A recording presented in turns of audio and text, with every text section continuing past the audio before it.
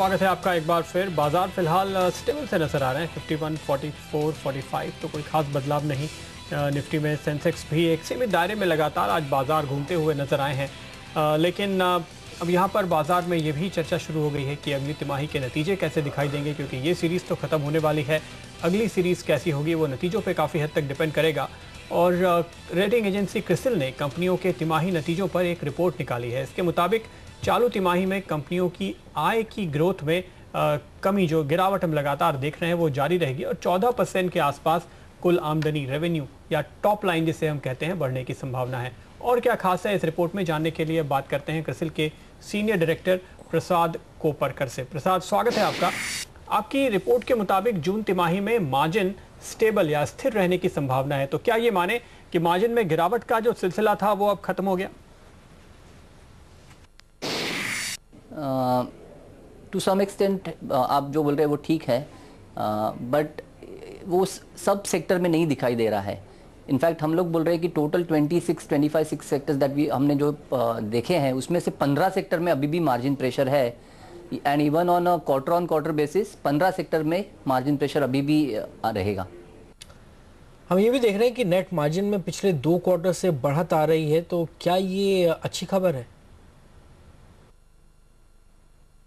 बिल्कुल, हम लोग जो मार्जिन की बात कर रहे हैं एक्चुअली वो बिफोर डेप्रिसिएशन मार्जिन है, बट वो आप जो बोल रहे हैं वो बिल्कुल सही है। हम which account for almost 65-70% of the market cap, उसमें लास्ट 5 साल में सबसे कम इन्वेस्टमेंट फिक्स असेट में किया है और उसका इम्पैक्ट डेप्रिसिएशन पे आया है। So depreciation as a percentage of revenue has fallen to a 10-year low actually, और वो somewhere it is benefiting in the bottom line.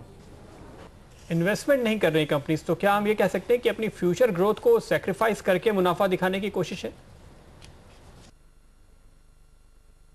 आप एक जगह से वो कह सकते हैं कि क्योंकि अगर जब तक आप इन्वेस्टमेंट नहीं करोगे आपका volume growth will start impacting going forward. तो आप सब बोल रहे हैं वो अभी इमीडिएटली इम्पैक्ट नहीं दिख रहा है, बिकॉज कई सेक्टर में बिकॉज डिमांड स्लो है तो यूटिलाइजेशन बहुत ज़्यादा नहीं है।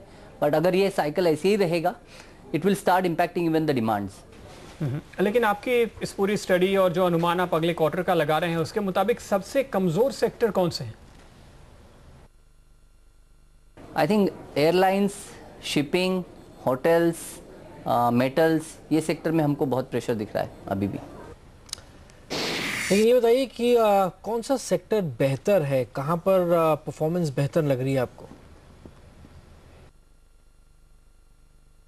ऑन द मार्जिन साइड हम लोग देख रहे हैं कि things are looking better in pharma and IT because of the exchange rate. In telecom, जहाँ पे मैंने जैसे बोला कि अभी बॉटम आउट हो रहा है, प्राइसेस अभी गिर नहीं रहे हैं, ये सेक्टर में थोड़ा थोड़ा इंप्रूवमेंट दिख रहा है।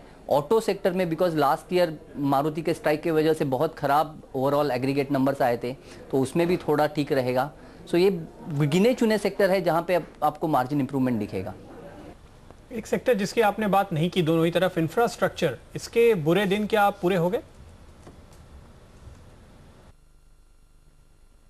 नहीं, बिल्कुल सही है। आई थिंक इंफ्रास्ट्रक्चर में एक्सेप्ट रोड सेक्टर छोड़ के बाकी सभी सेक्टर में हम लोग देख रहे हैं बहुत स्लोडाउन है, और जो भी प्रोजेक्ट्स इंप्लीमेंट हो रहे हैं उसमें भी आइदर बीच में रुके हुए हैं, और जैसे पावर सेक्टर में कैपेसिटी कमीशन भी जो हो रही है वो पूरी यूटिलाइज नहीं हो रही है बिकॉज ऑफ फ्यूल प्रॉब्लम।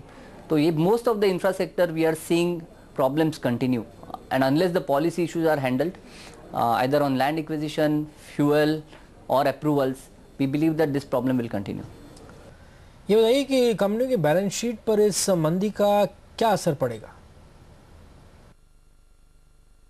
ये भी हमने देखा है कि इंटरेस्ट कॉस्ट बढ़ते जा रहा है। अगेन लास्ट 4-6 क्वार्टर में सबसे ज़्यादा इंटरेस्ट कॉस्ट आ रहा है, और इंटरेस्ट कवरेज जो रेशो बोलते हैं, प्रॉफिट से अगर आप देखोगे इंटरेस्ट कॉस्ट कितना है, आप सर्विस कर पाते हो कि नहीं, तो वो भी 5 साल के लो लेवल पे आ चुका है। तो हमको लग रहा है कि थोड़ा स्ट्रेस है, और वो भी आपको अगर बैंक के एनपीए देखोगे तो बैंक के एनपीएज 2.3% से ऑलमोस्ट अभी क्लोज टू 3% गए हैं। हम लोग देख रहे हैं कि बोथ रिस्ट्रक्चर्ड असेट्स और एनपीए बढ़ेंगे। खाली एक बात मैं कहना चाहूँगा कि अगर आप ओवरऑल कॉर्पोरेट इंडिया का बैलेंस शीट देखो, in this stress is there in few sectors, like airlines में है, शिपिंग में है, टेक्सटाइल में है, where gearing is very high, but overall gearing अगर आप देखो, डेट इक्विटी रेशियो देखो, तो वो अभी भी 50 बेसिस पॉइंट के नीचे है। तो ओवरऑल स्ट्रेस मैं नहीं बोलूँगा कि बहुत ज़्यादा है, बट कोई सेक्टर में लाइक पावर सेक्टर में स्ट्रेस है, टेक्सटाइल में स्ट्रेस है, वहाँ पे आप एनपीए देख सकते हो आगे जाके।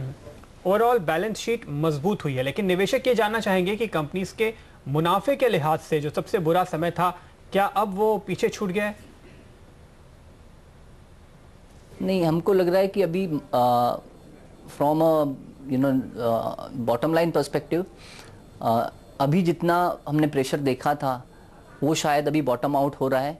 अगर आप देखोगे इवन ब्रोकिंग रिसर्च के भी क्या हो रहा है, तो जो डाउनग्रेड हो रहे थे उनका पेस अभी थोड़ा स्लो डाउन हो रहा है। The extent of downgrade and the severity of downgrade is coming down, but I think lot of things still depend upon whether the overall policy action is taken.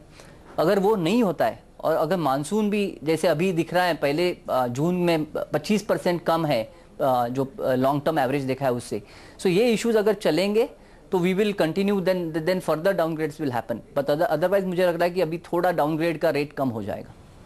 शुक्रिया प्रसाद आपका इस पूरी जानकारी के लिए और ये क्रिसिल की पूरी रिपोर्ट हमारे साथ शेयर करने के लिए।